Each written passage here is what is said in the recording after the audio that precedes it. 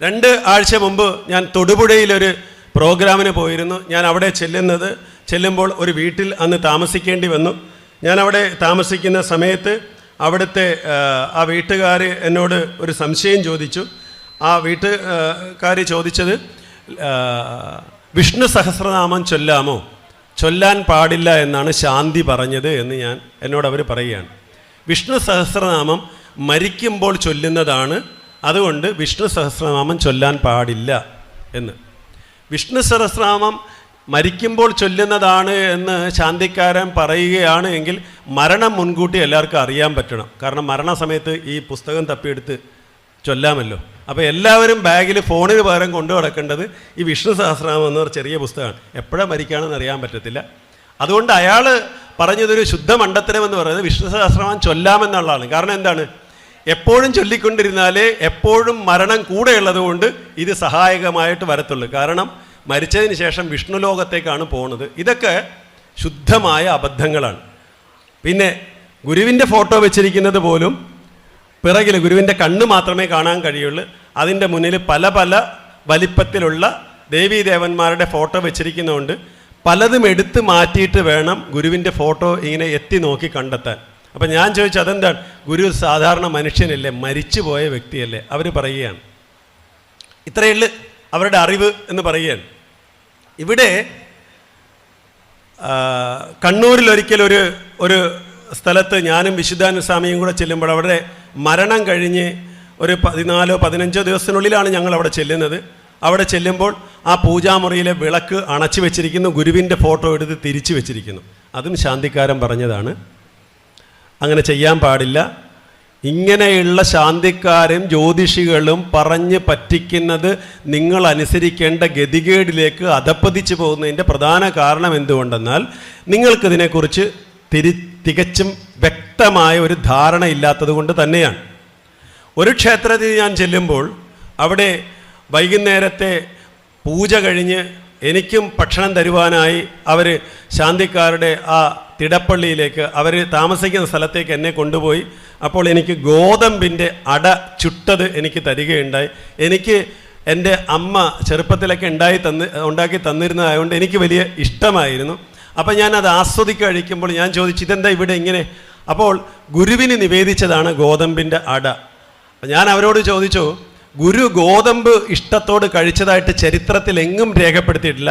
മരച്ചീനി, കപ്പ എന്നൊക്കെ പറയുന്നത് ഒക്കെ ഗുരു കഴിച്ചിട്ടുണ്ട് ഇഷ്ടത്തോടു കൂടി. പക്ഷേ ഗോതമ്പെന്ന് പ്രചാരത്തിലില്ലെങ്കിലും ഗോതമ്പിൻ്റെ അട ഗുരുവിന് നിവേദ്യമായിട്ട് വെച്ചിരിക്കുന്നു. അതും മധുരമില്ലാത്ത, അകത്ത് തേങ്ങയും ഉപ്പുമൊക്കെ ചേർന്ന എന്തോ ഒന്ന് വെച്ചിരിക്കുന്ന അടയാണ് ചുട്ടെടുത്തിരിക്കുന്നത്. അത് വലിയ രുചികരമാണ്.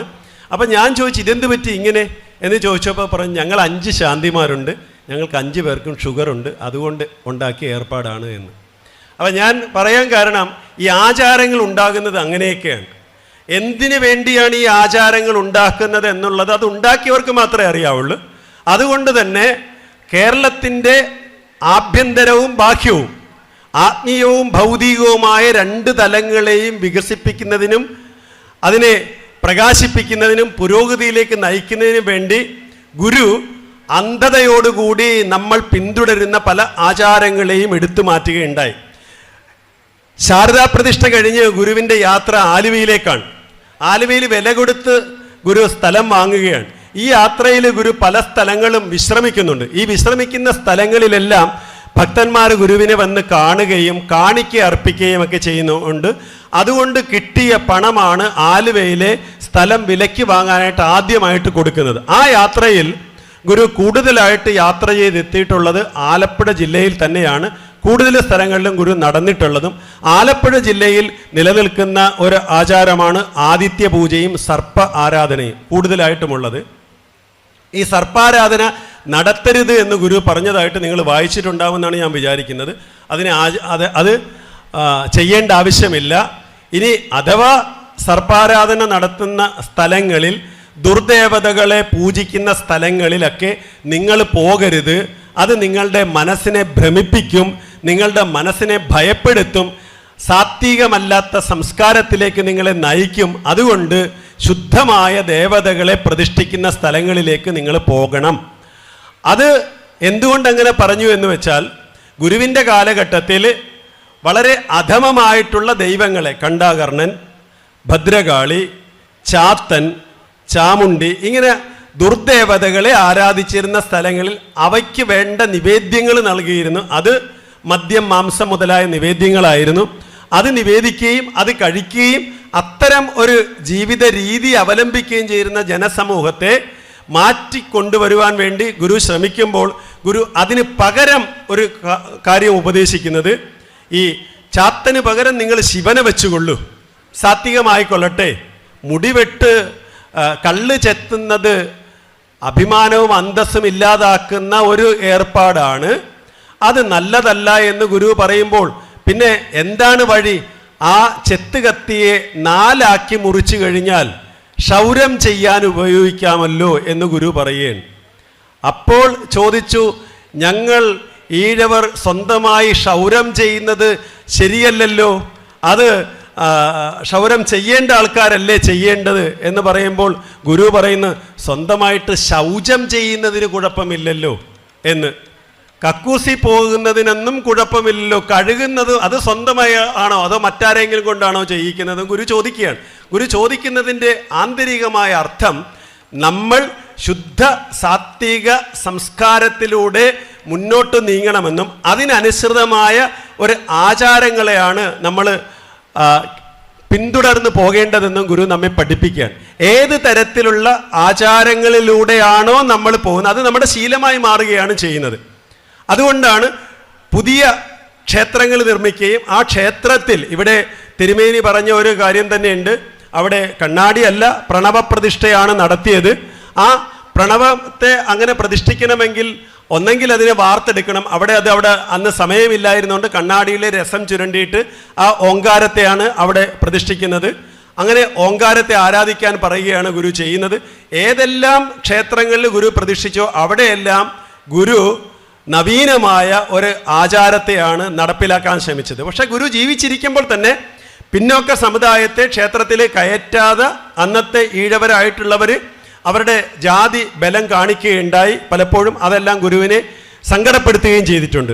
ഗുരു പറഞ്ഞു, ജാതി ഇല്ലാതാക്കാൻ ക്ഷേത്രം ഉപകരിക്കും, ശുചിത്വം ഉണ്ടാക്കുവാൻ ക്ഷേത്രം ഉപകരിക്കും, പക്ഷേ അനുഭവം നേരെ മറിച്ചായി എന്ന് ഗുരു ചിന്തിക്കുകയാണ്. പിന്നീട് ശുചിത്വമോ അല്ലെങ്കിൽ പൊതുസമൂഹത്തിൻ്റെ, സമുദായത്തിൻ്റെ പൊതുവായ കാര്യങ്ങളെക്കുറിച്ച് ചിന്തിക്കുന്നതിനും ആലോചിക്കുന്നതിനും തീരുമാനിക്കുന്നതിനും നടപ്പിലാക്കുന്നതിനുമുള്ള ഒരു ഇടമെന്ന നിലയിൽ ക്ഷേത്രത്തെ ആവശ്യമാണ് എന്ന് ഉള്ള അർത്ഥത്തിലാണ് ഗുരു ക്ഷേത്ര പ്രതിഷ്ഠകൾ നടത്തിയതെങ്കിലും പിന്നീട് ആചാരങ്ങളെ സംരക്ഷിക്കുന്ന രീതിയിലേക്ക് ക്ഷേത്രം മാറുകയാണ് ഉണ്ടായത്.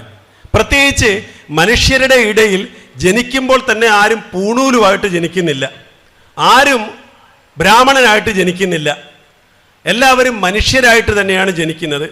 അതുകൊണ്ട് തന്നെയാണ് ആലുവ അദ്വൈതാശ്രമത്തിൽ വെച്ച് ഗുരു പറഞ്ഞത്, ദാ നോക്കൂ, ഒരു പട്ടിയെ കണ്ടാൽ മറ്റൊരു പട്ടിക്ക് തിരിച്ചറിയാം, പക്ഷേ മനുഷ്യന് കഷ്ടം കണ്ടാൽ തിരിച്ചറിയാൻ പറ്റുന്നില്ല.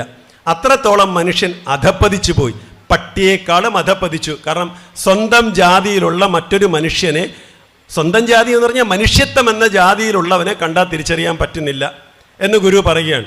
കാരണം ഇപ്പോൾ നമ്മുടെ കേരളം ഭരിച്ചുകൊണ്ടിരുന്നത് കുറേ വർഷങ്ങളായിട്ട് പലരും ഭരിച്ചുകൊണ്ടിരിക്കുന്ന, ഈ ഭരിക്കുന്നവരെല്ലാവരും പ്രധാനമായിട്ട് ഈ അടുത്ത കാലത്തൊക്കെ പുരോഗമന നവോത്ഥാന നായകരായിട്ടുള്ള ശക്തമായ പുരോഗമന ചിന്തകളുമായിട്ട് കേരളത്തിൻ്റെ സാമൂഹ്യ മണ്ഡലങ്ങളിൽ ഇടപെടുകയും ശക്തമായ പ്രവർത്തനം കാഴ്ചവെക്കുകയും അനാചാരങ്ങൾക്കെതിരെ വലിയ പട നയിക്കുകയും ചെയ്തവരാണ് കേരളത്തെ നയിച്ചതെങ്കിലും, രാഷ്ട്രീയപരമായിട്ടും ഭരണപരമായിട്ടും നയിച്ചതെങ്കിലും ശബരിമല മുതലായ മഹാക്ഷേത്രങ്ങളിൽ പൂണൂലിട്ടവന് മാത്രമേ പൂജിക്കാൻ പറ്റുകയുള്ളൂ എന്ന മണ്ടനാചാരത്തെ തൊടാൻ അറക്കുന്നവരും ഭയപ്പെടുന്നവരുമാണ് എന്നുള്ളത് കൂടെ ചേർത്ത് വെച്ച് ഈ കാലഘട്ടത്തിൽ, ഈ സന്ദർഭത്തിൽ ഇവിടെ ചിന്തിക്കുമ്പോൾ നമുക്ക് ആലോചിക്കാൻ കഴിയുന്നത്, മനുഷ്യൻ വിചാരിച്ചാൽ മാത്രമേ ആചാരങ്ങളെ നവീകരിക്കാൻ സാധിക്കുകയുള്ളൂ.